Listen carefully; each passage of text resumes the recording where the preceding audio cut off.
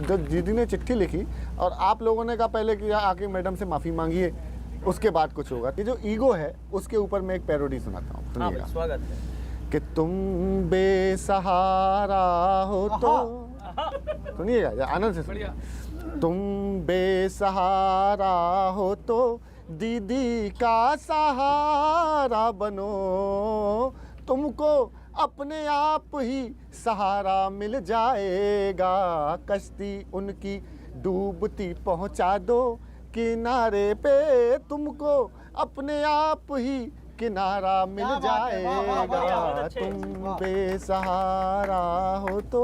देखिएगा कि ईगो तो एक जैसा होता है, ईगो से अवसर क्यों खोता है,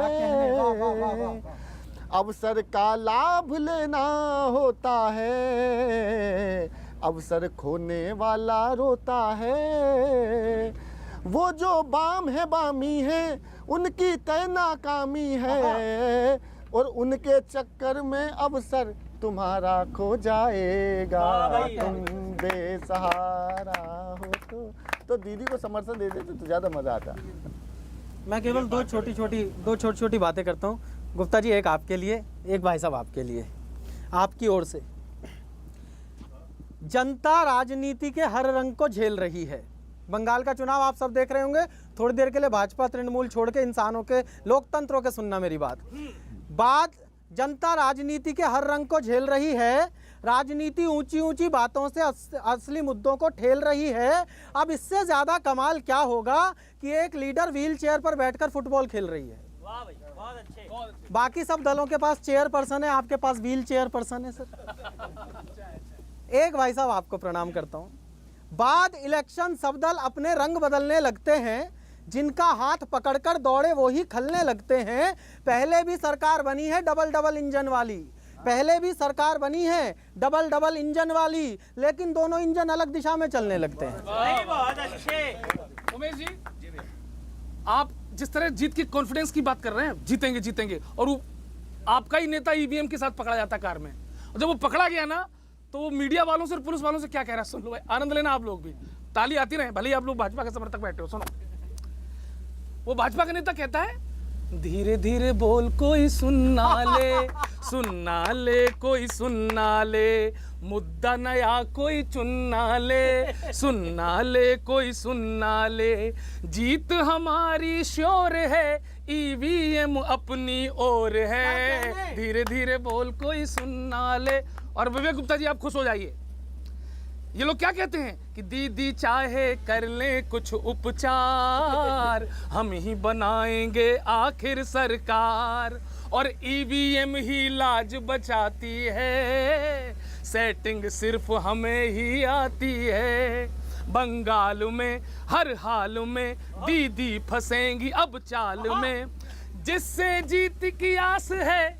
बीजेपी वाले क्या कह रहे हैं कि जिससे जीत की आस है वो कोड हमारे पास है, धीरे धीरे बोल कोई सुनना। और इनका क्या फंडिंग ईवीएम वाला, कोई कैसा भी बटन दबाएगा लेकिन वोट कमल को जाएगा, ईवीएम से जुगत भिड़ाई है तभी तो बम्पर वोटिंग आई है, दिल थाम लो, ये कह रहे हैं पूरे बंगाल में, दिल थाम लो आराम लो, बस नमो नमो का नाम लो, एग्जिट पोलिंग मिक्स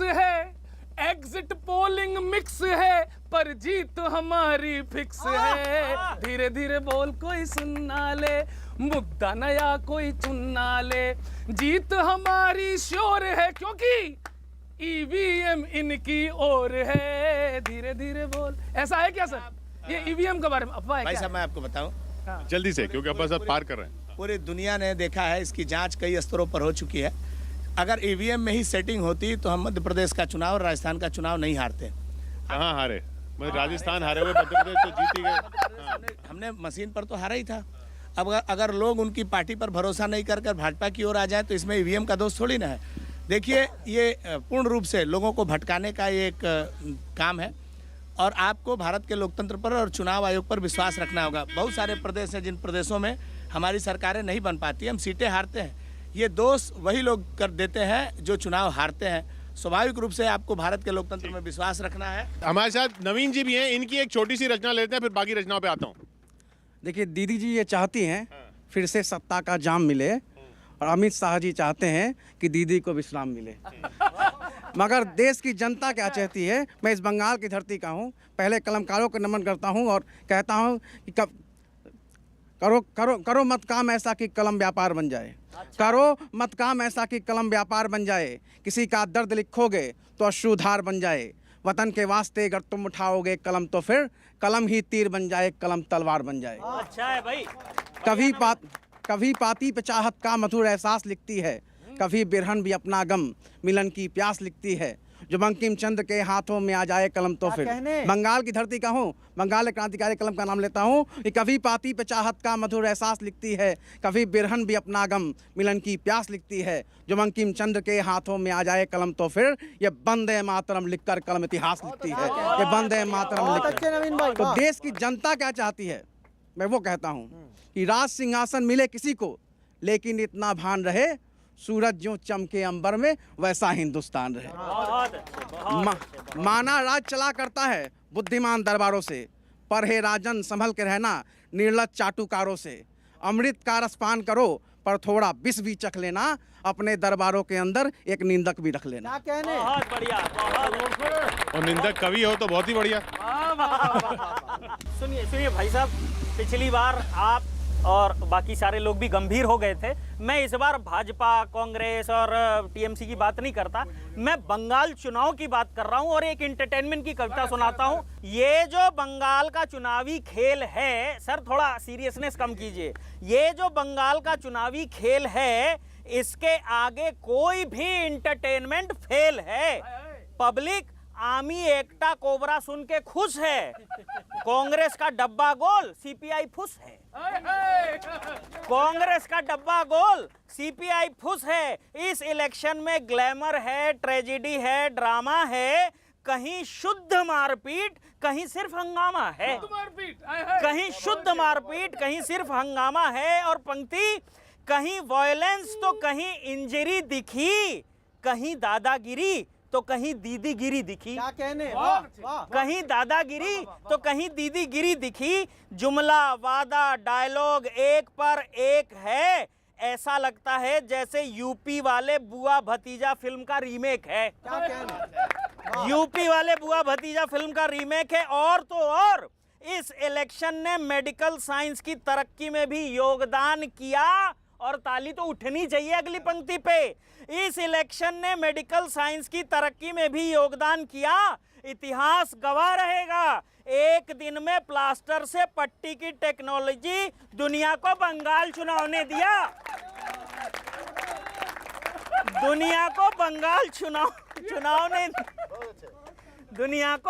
चुनाव ने दिया। और कांग्रेस के स्टार प्रचारकों ने बंगाल से मुंह मोड़ रखा है। जीत का जिम्मा चौधरी जी की चौधराहट पे छोड़ रखा है। चौधरी जी की चौधराहट पे छोड़ रखा है। यहाँ दो घटनाओं का आपस में मेल नहीं है। दीदी फुटबॉल भी हाथ से खेल रही है। अच्छा है। दीदी फुटबॉल भी हाथ से खेल रही है। और पंक्ति तो ये सुनना, दीदी फुटबॉल भी हाथ से खेल रही है। लेफ्ट ने पता नहीं क्यों उम्मीद जगाए रखा है। लेफ्ट को तो बंगाल ने पहले से ही बाएं लगा रखा है। लेफ्ट को तो पहले से ही बंगाल ने बाएं लगा रखा है। खैर, कहीं खेला होबे तो कहीं विकास होबे का नारा है। कुल जमा इतना, जीते हारे कोई, पर बाई गॉड इस इलेक्शन में मजा बहुत आ रहा है। चलिए, अब नेताओं को भी प्रचार के लिए जाना है। एक आखिरी रिएक्शन छोटा छोटा मैं आपका एक लाइन में लेना चाहूंगा। चंदन जी, अभी जो इलेक्शन हो रहे हैं शांतिपूर्ण इलेक्शन रहे, यही कामना है। शांति रहे, इनको तो इसी बात की चिंता बस। कोरोना में पेट्रोल पे जो टैक्स लगाया गया था वो रोल बैक क्यों नहीं हुआ अभी तक? एक ब्याज वाली गलती जब ब्याज वाली गलती अगर सुधार गई तो ये पेट्रोल वाला गलती भी सुधार लें। आपने गलती से प्याज बोल दिया तो मैं प्याज वाली भी सुधार ही लीजिए फिर। स्वाभाविक रूप से इस बार बंगाल की जनता ने अपने आप को ठगा सा महसूस किया है और इस बार बंगाल में एक सार्थक परिवर्तन और डबल इंजन की सरकार आएगी, बंगाल के लोगों को उनका अधिकार मिलेगा, बंगाल फिर से सोनार बंगला बनेगा, ऐसी जनता से हम लोगों की उम्मीद है। साफ दिख रहा है, प्रचार जारी है और नेताजी लपेटे में नेताजी की नाव में थे। नेताजी को प्रचार में जाना है, नाव किनारे लग चुकी है। अगले हफ्ते फिर मिलते हैं इसी चैनल पर, इसी प्रोग्राम में, इसी नाव पर।